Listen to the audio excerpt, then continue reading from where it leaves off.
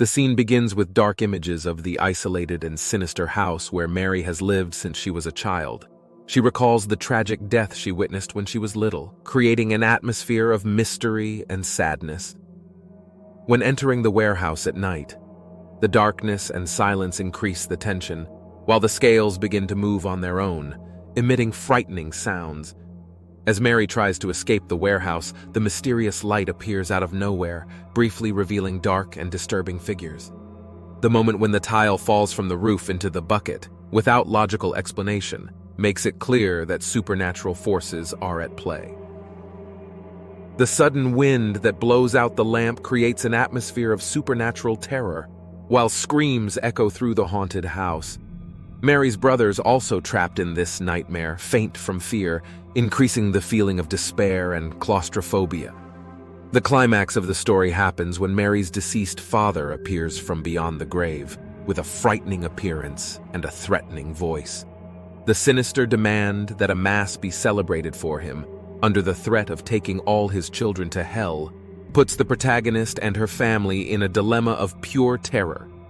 The outcome leaves the audience breathless, not knowing whether Mary and her family will be able to escape this supernatural nightmare, or whether they will be condemned to face the consequences of not meeting their dead father's demands.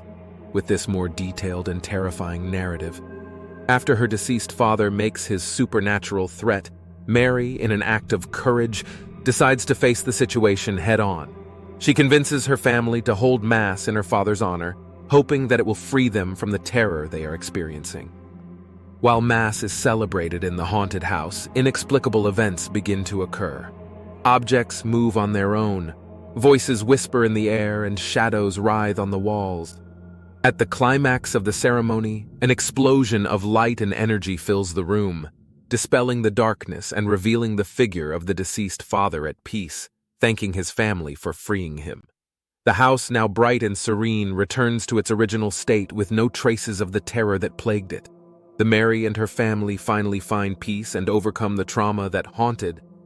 Does history show that there is life after death? How can a dead person make these demands? Was it a person who had no religion, and is religion important for spirits? I know it was a real story, and I say that we cannot neglect our peace of mind after death. Thank you for stopping by. If you liked it, come back. If you didn't like it, come back too. Until the next video.